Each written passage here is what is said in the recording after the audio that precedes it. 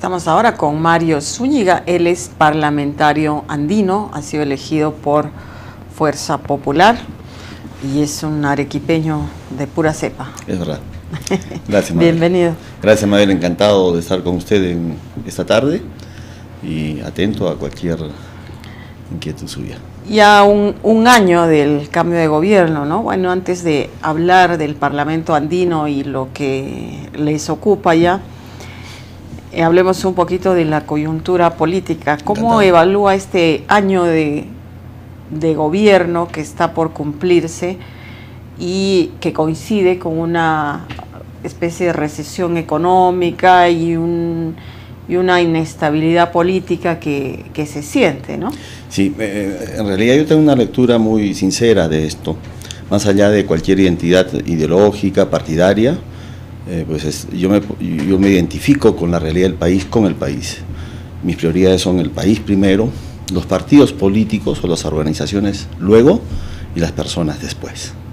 En ese orden de ideas yo digamos, me expreso. Es triste que haya pasado un año y recién nos sentemos a la mesa a conversar, probablemente producto de una hegemonía de liderazgo. Hago una autocrítica. Por otro lado, el gobierno también no ha tenido los suficientes reflejos, ha subestimado a la oposición, y hay que reconocer que la oposición es legítima, como lo es el gobierno, y la ha subestimado. Representa esos 73, 72, ahora 71 congresistas, representan al pueblo.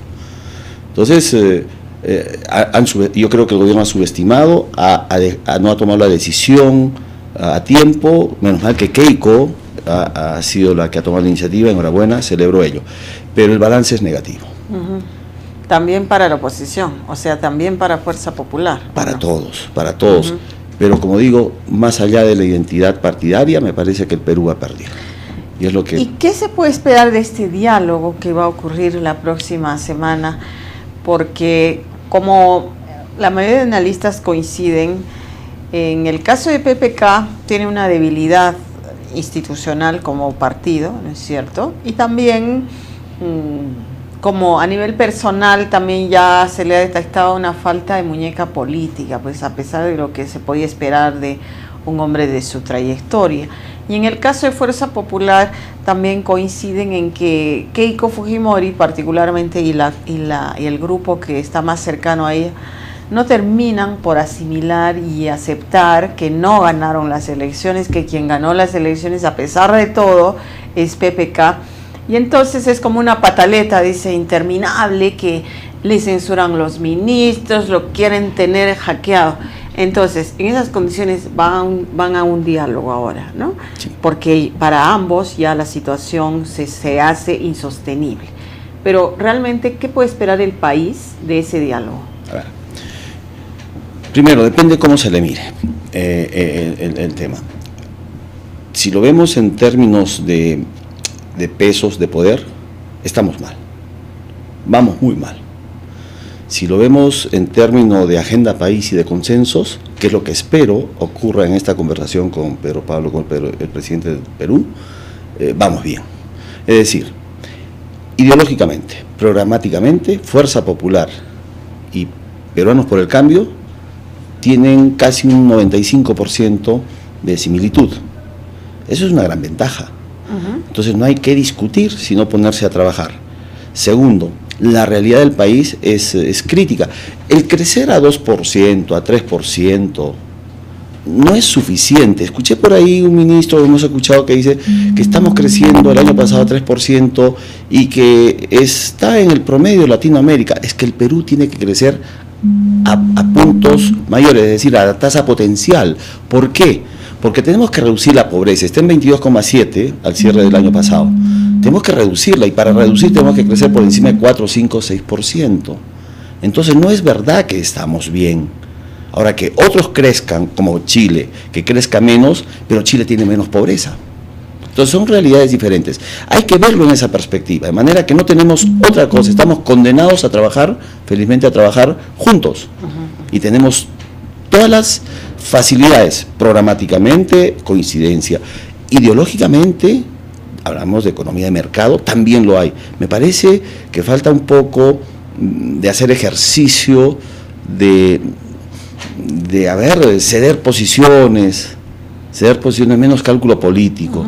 El país espera más. O sea, una primera coincidencia sería económica, en cómo reactivar la economía. Correcto. Pero subsiste el tema político, ¿no? Que en este caso es como un pulseo, ¿no? De que si se cierra el Congreso, no se cierra el Congreso, si PPK usa o no esa herramienta, si Fuerza Popular quiere demostrar su poder arrinconando ministros todo el tiempo. Entonces, realmente no se han estado concentrando en los problemas económico y social, ¿no? Que persiste y qué es lo que la gente...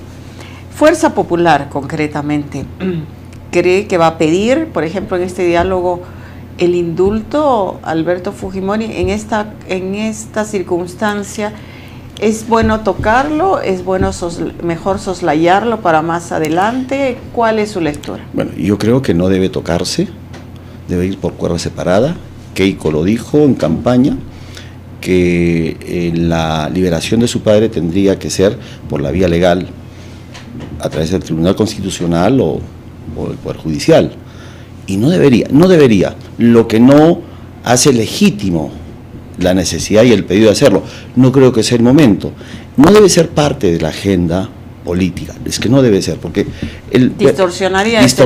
Claro. Lo que tiene que verse primero es la reactivación económica, destrabar los proyectos. Para eso el Congreso tiene una tarea importante, generar un clima, digamos, suficiente de tranquilidad para que las inversiones nuevamente vengan, tanto la inversión directa extranjera como la inversión nacional, y así nuevamente echar a andar la rueda de la economía para generar empleo, generar ingresos, por tanto consumo. Eso paga impuestos y el Estado recauda más impuestos. No olvidemos que el presupuesto nacional de la República, y eso lo saben, deben saberlo, es el 80% vía impuestos directos e indirectos, o sea, IGB e impuesto a la renta.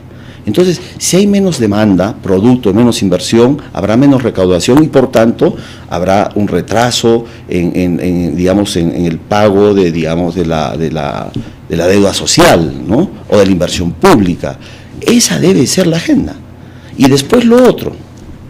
Yo priorizo de esa manera. Usted es invitado en Fuerza Popular, de hecho, antes estuvo apoyando a Pedro Pablo Kuczynski, pero como integrante, como parlamentario, más allá de que sea andino, no sé si, por ejemplo, lo convocan a las reuniones, son convocados los parlamentarios andinos a las reuniones que tiene...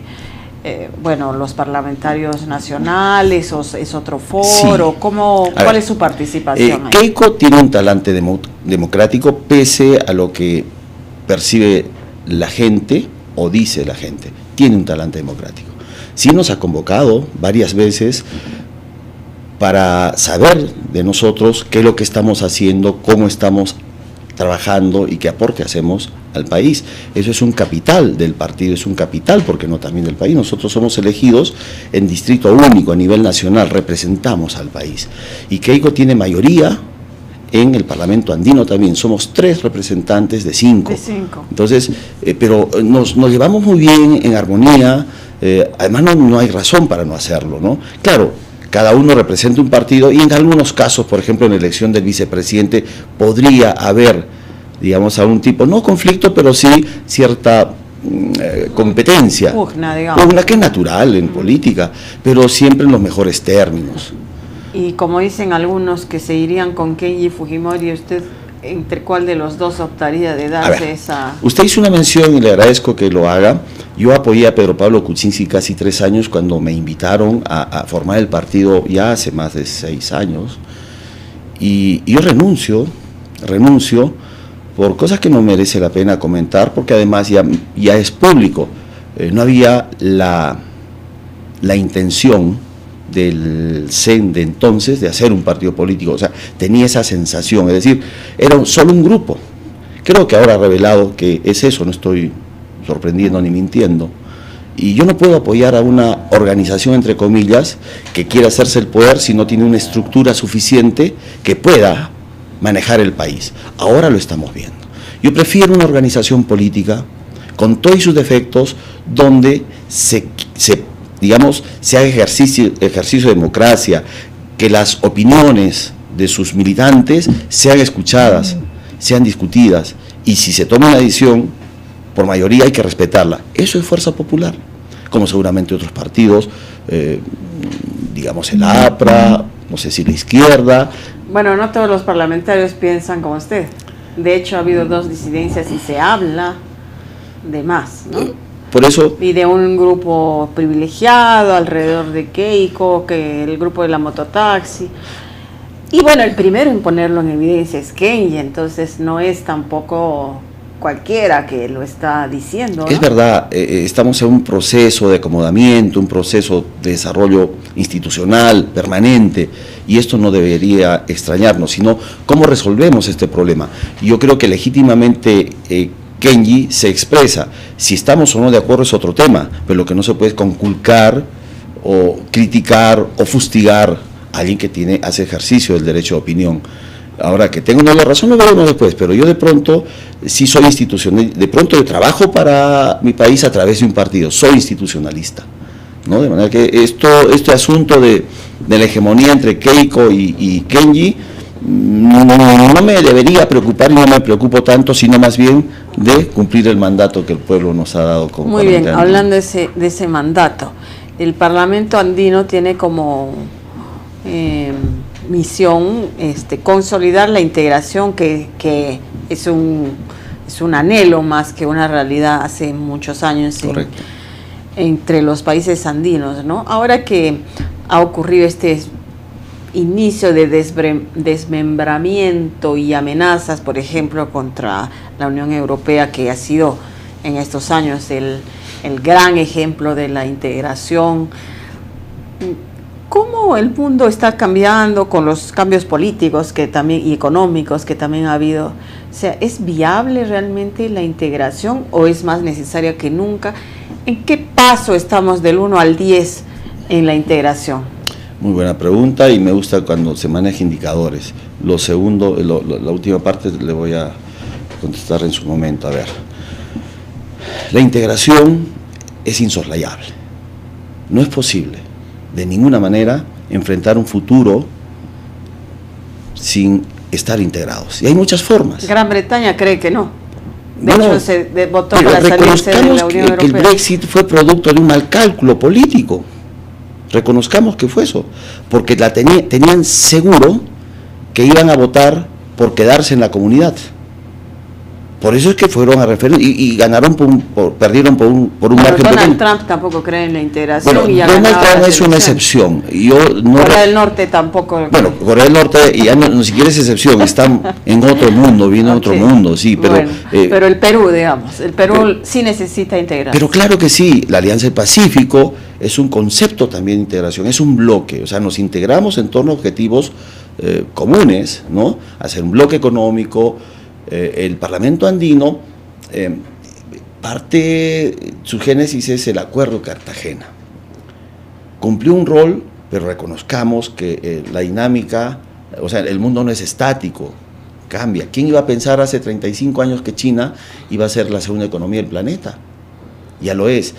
¿Quién iba a pensar el gran desarrollo en ese hemisferio del sudeste asiático de Pakistán y la India, que son más de 1.100 millones de habitantes, y el otro está como casi con 1.200. Entonces, eso altera esta dinámica, pero no deslegitima el deseo de integrarse. Entonces, hay que llevar... ¿Y estamos avanzando? Pero estamos avanzando.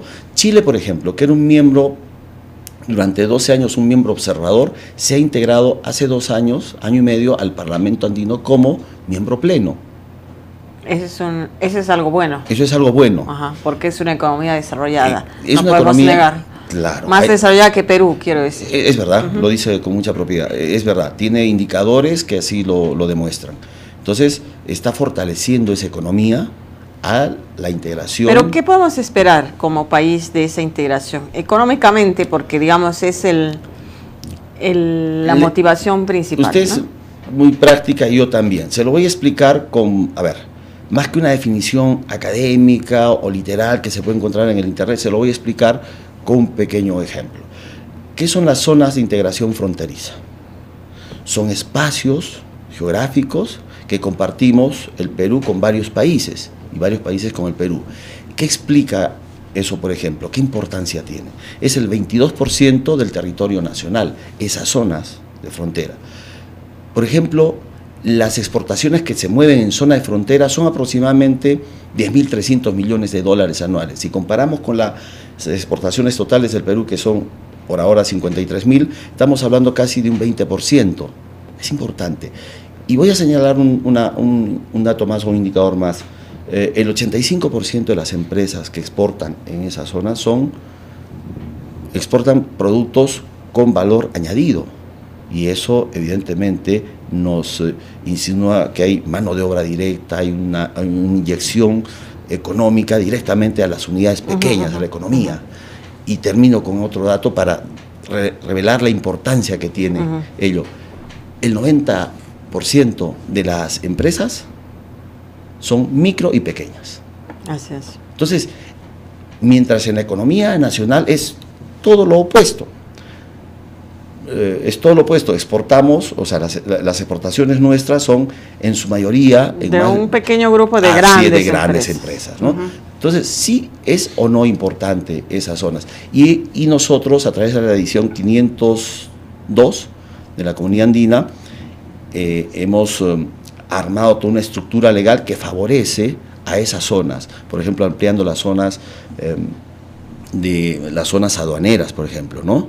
A distancias que justifiquen, digamos, para que haya un comercio más integrado. Pues, muchas gracias, a usted, don Mario, Mabel, por estar con nosotros. nosotros. Gracias. Hacemos una pausa.